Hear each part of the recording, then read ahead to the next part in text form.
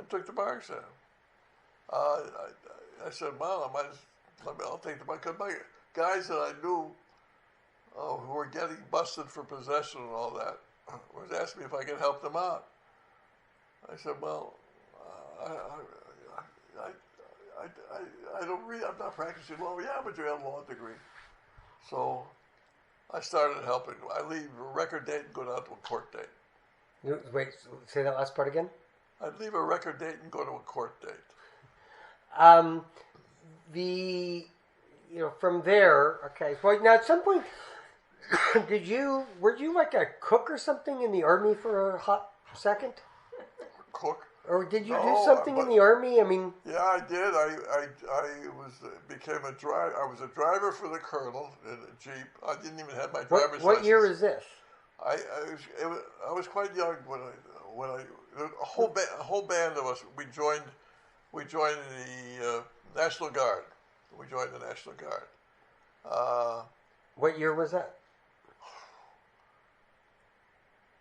I don't remember. I was somewhere around 17 years old, is my guess.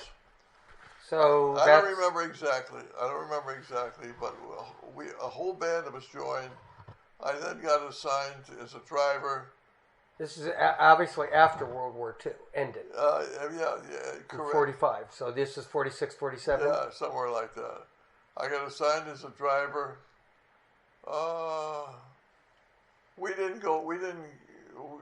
We had a meeting once a week at an armory in Chicago, and then during the summer we'd have to go away for a few weeks. And I got assigned as a driver. I didn't have my driver's license yet, but I got assigned as a driver for the colonel and also the driver of one of the big troop transport trucks. And of course, the trucks used to have double clutching, and I didn't know how to double clutch. And I felt sorry for the guys in the back because as I bounced along, they'd be all screaming at me. How to win friends and influence people. Just curious, because in 1951 you ended up here, so you're in Chicago in 1945 before you joined the National Guard. What do you recall about the end of World War II?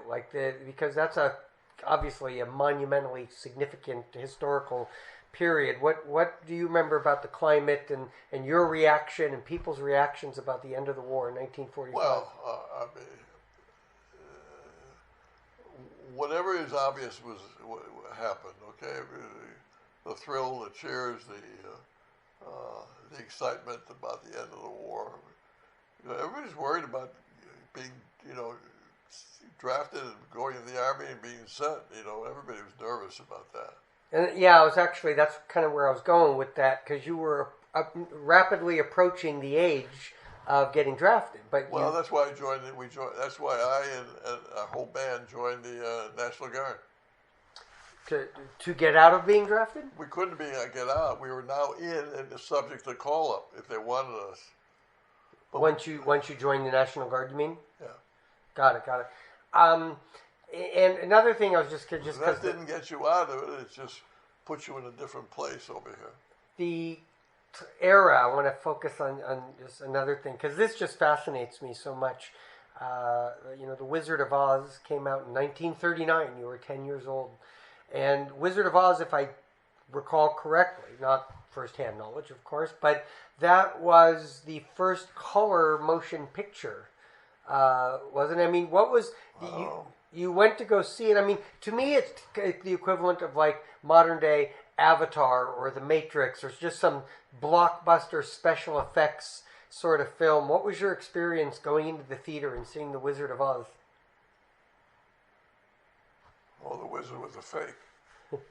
Yes, the wizard was fake. But was that because I still remember context. I still remember like my not first movie experience, but when I became enthralled with motion pictures and just the big epic film was like Raiders of the Lost Ark.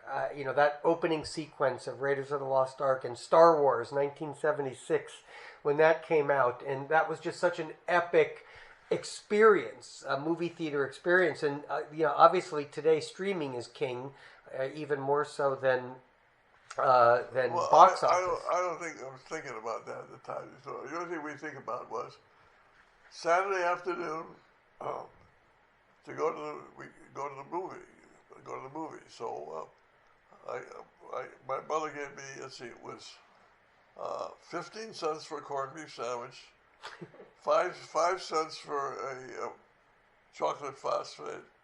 So that's 20 cents and 1 cent tax. So 21 cents for that. The movie was 10 cents, and I got Milk Duds for 5 cents. Okay, so we're up to 36 cents now. Okay, so the movie consisted of always a double feature, and the double feature, and then there was a chapter. So it could have been a Tom Mix chapter, or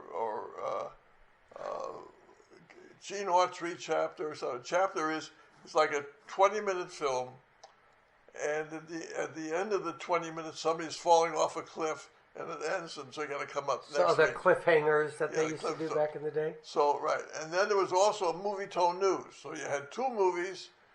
A movie tone news had all the news of the day. And usually showed you the things about the war. And the chapter. And that was every Saturday. And then it turned out I got a job at a drugstore, first as a cashier. Oh no! First I got a job as selling newspapers in front of the L station. The L terminal was right there where I lived, and then I got a job as a cashier in the drugstore. My mother had a job as a cashier at a competing drugstore, and my aunt Marshall's mother, she was a cashier at the movie theater. In between, I was at this drugstore.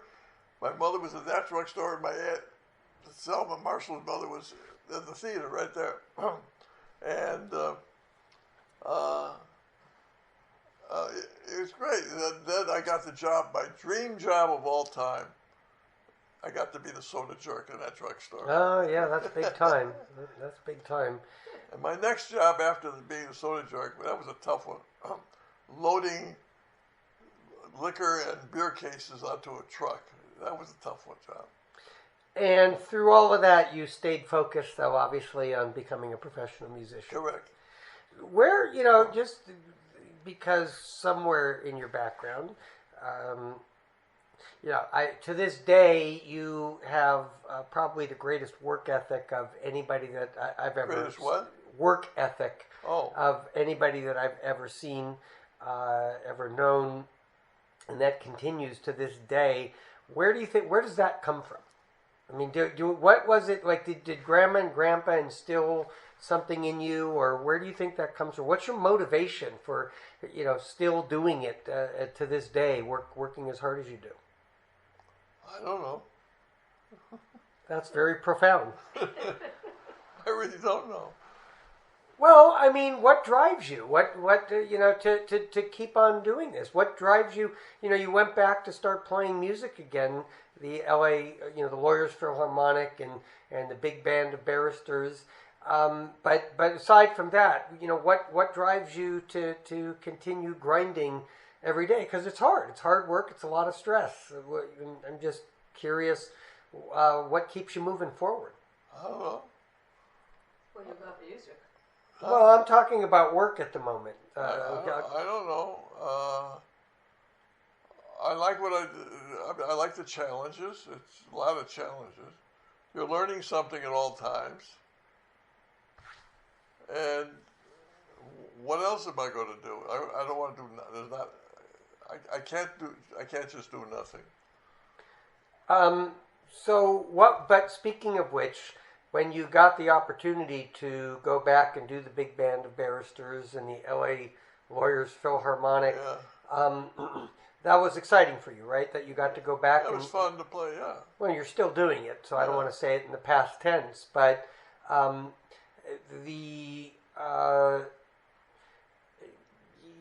you continue to practice your music today. So you still are you still as passionate about music today as you were when you were 15?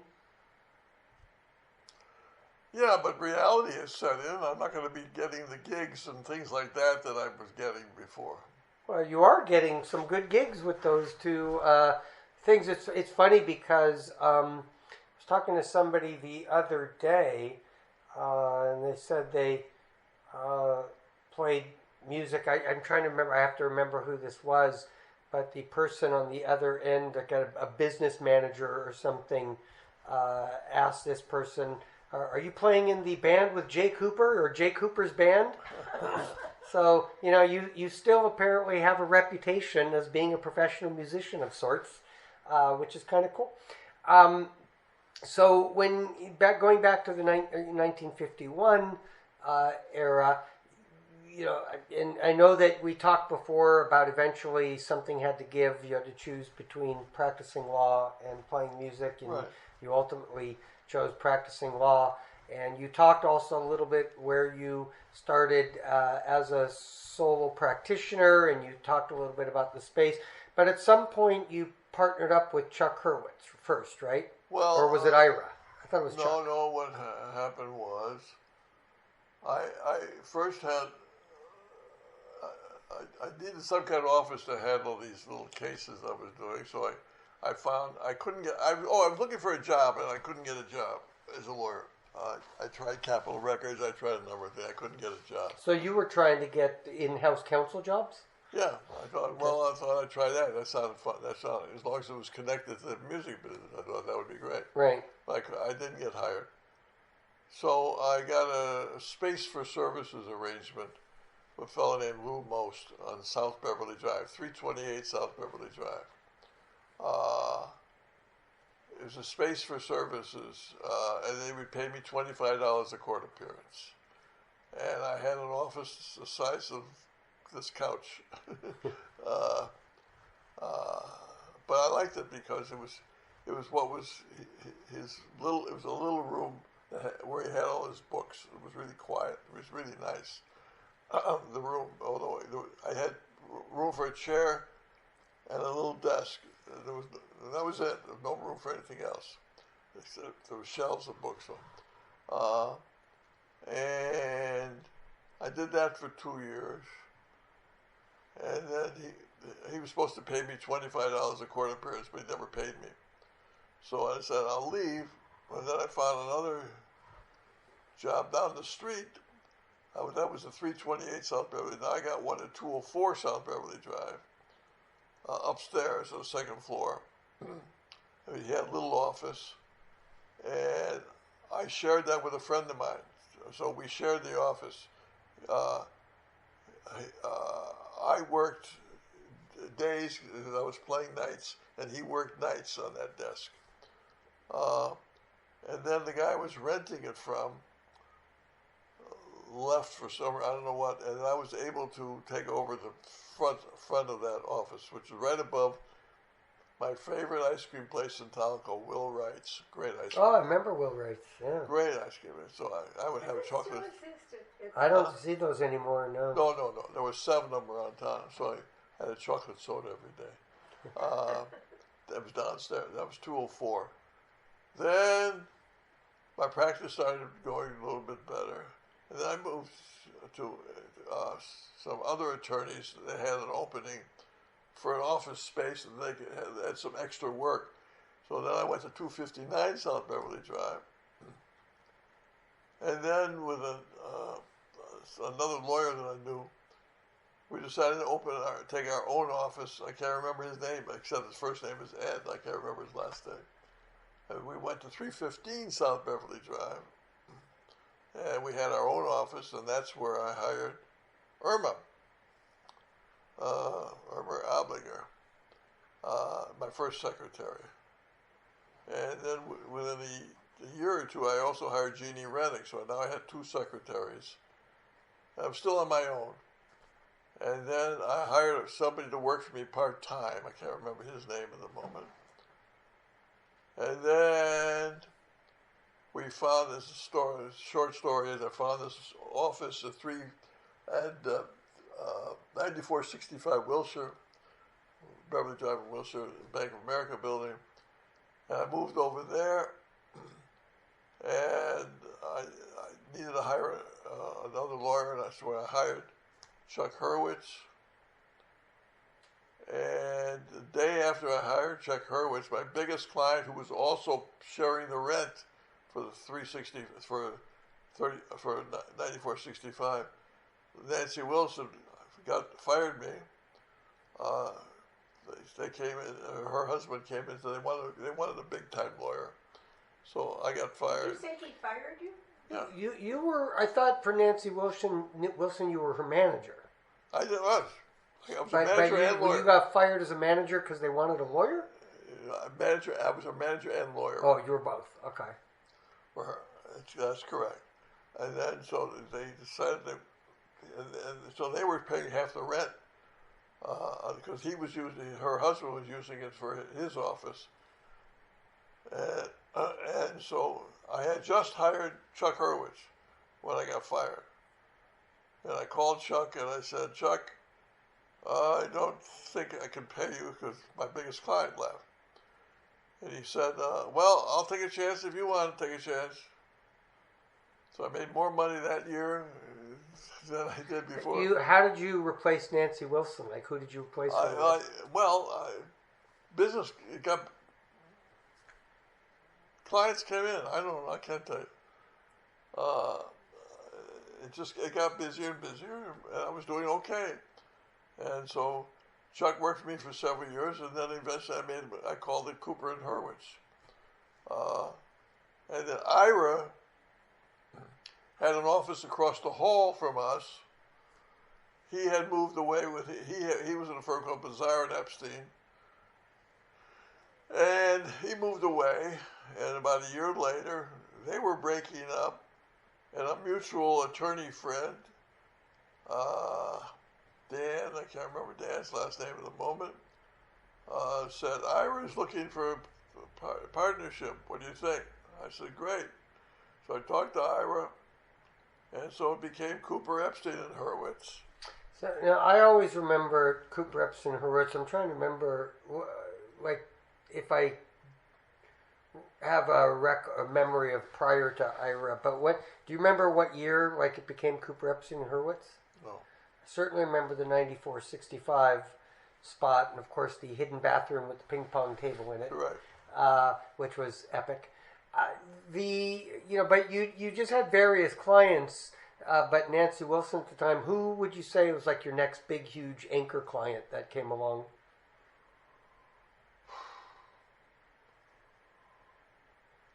Maybe Phil Spector. Okay, and we talked in depth about Phil Spector previously, so we won't go into that. But Cooper, Epstein, and Hurwitz just got bigger and bigger. I seem to recall you got up over 60 or 80 attorneys at one point. No. How many was We got up to about 40. 40. Okay. And what was that like in terms of building a law firm like that as a senior partner? What was just the overall experience like? And what were the trials, tribulations, and what was the ingredient for success? Trials and tribulations were, first of all, I didn't manage. I didn't want to manage. I didn't pay attention to it. Ira did all the management. Okay. But it turns out Ira made some big mistakes. And it really destroyed me in a lot of ways at the time. Here we are. We're 94. So I went into this office and I had about 5,000 square feet. When I took over, I made a deal of a lifetime to get this suite. We're on the 8th floor. The suite was who was in the suite was a real estate developer named Marvin Crater. He's from New York, and he had this gorgeous suite. You were in that suite, right? Yeah. Okay. So at the beginning, the suite was the office I had, the bathroom. It originally had a barber's chair. We put a ping pong table. Chuck's office there. Rose was over here. Then I had two more lawyer offices here. A beautiful kitchen. a conference room, fabulous conference room. So I went in there. They went to take over the sublease. They had paintings on the wall. I still have the paintings in the garage here. Paintings on the wall, typewriters, filing cabinets, Monteverdi Young furniture, desks, which were the cream of the crop stuff. All of this stuff, completely furnished office, everything. I didn't have to do anything. I said, I can't afford this. He said, no, take it. The whole thing, you can have it for $20,000 and just pay it off. $20,000. They must have had $200,000 in furniture in this place. And then the rent, I was paying less rent than they were paying. He said, no, here, take it for, I don't know, 25 cents a square foot, something like that. He just wanted to get out. And so I had the deal of a lifetime in this place. So anyway, that was our office. Ira was managing partner now. And so little by little we started to grow, and eventually we had the entire 8th floor, eventually, and half the 7th floor. Then we just signed a new lease for a new 10-year lease. Ira finds a space on Maple Drive. He says, we're going to move. I said, what do you mean we're going to move? It's incredible space. It's really beautiful and gorgeous. It turned out to be, we made it into great space, but we had a 10-year lease. He said, well, no problem. It was a problem. Why was it a problem? You guys because we sounded were like stuck you were on a successful. 10-year lease and we couldn't find a tenant. Oh, okay. So you had a new lease and you were trying to sublet the other place? No, we were trying to sublet this Maple? one. No, we're trying to sublet Beverly Drive in Wilshire. Yeah, that's what I was asking. But you went up to the 345 Maple, and you couldn't find a subtenant for 9465. Yeah. So what happened was, Ira was in charge. I didn't know how our finances were doing. I never paid attention. I should have paid attention. And then I'm getting nervous. I don't know why, what it was, nervous and all that. And I finally started taking a look. We're into the lease on Maple Drive for a few years. We had gorgeous space. Yeah, I remember it. And I found out that we're $5 million in the hole. I never had debt in my life. I learned that from my parents. You don't have debt. And I never had debt in my life. And I panicked. I confess, I panicked. And I said, I got to find a partner. We got to get out of this thing. Now, $5 million is, in retrospect, it's not that much for a law firm. Well, how did you, because Cooper Epps and Hurwitz eventually came to an end and you went over to Manat. How did it come to an end? I mean, what? Well, no, I said we got to get out of here. So I found Manat is willing to take us. Not everybody wanted to go, but eventually about 15 lawyers went over there with me. And you were there about 7 years, I think. 7 painful years. 7 painful years. Very painful years. Probably won't go into why they were painful, just to accept that they were. But then you went to Greenberg Traurig. You've been in Greenberg now, what, 20-something years? About 20 years now. About 20 years. Well, I went over there because I was painful. I couldn't stand it. I was in misery, severe misery. I had 2 father confessors, Jerry Margolis and Alan Schwartz, and they used to hear my tales of woe. And then out of the blue, Herb Wallace, who was a member of the tennis club, Greenberg Traurig just had opened in California the year before this happened, and Larry Hoffman was one of the founders of the firm, was looking for somebody to start an entertainment practice, and Herb Wallace, who was a member of the club, as I said, recommended that he meet with me. So I get a call from Herb, and subsequently from Larry Hoffman. And I said, no, I don't want to move. I can't stand the idea of moving. I can't stand the idea of moving and telling my clients and going through this whole thing. I don't want to move. I'm in pain, but I don't want to move. He said, look, take a trip to, we'll send you first class to a New York office or Florida office, meet the people, see what you think. So I talked to, he said, bring somebody with you. So I talked to Jerry Margolis, who was with me, a good friend, a great litigator, and a great friend. Yeah, we'll go. So I went the trip. On the trip, I came back. I was very impressed. I said, yeah, Larry, I'm very impressed, but I just can't get myself to move. Okay. And as things got worse at Manhattan, finally, about 6 months later, I called Larry. I said, are you still interested? He said, yeah. Well, all right. So, but it seems to have worked out for you at Greenberg. If you're there 20 years at this point. Let me check something. Oh, we're running low on time. Yeah.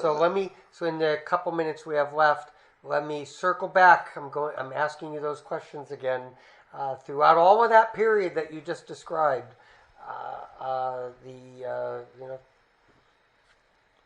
1951 to the present, 1953 to the present. What do you consider your greatest achievement? Survival. I don't know. My greatest achievement? Yeah, I mean, Doris. Doris. Okay, yeah, that's fair. I consider Allison to be mine. Let me repeat that in case she listens. Allison is my greatest achievement. But in terms of professionally, what are you most proud of?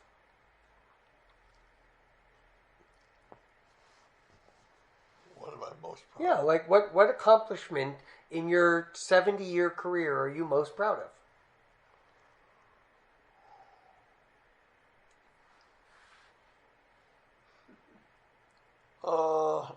Can't say Doris again. Professional.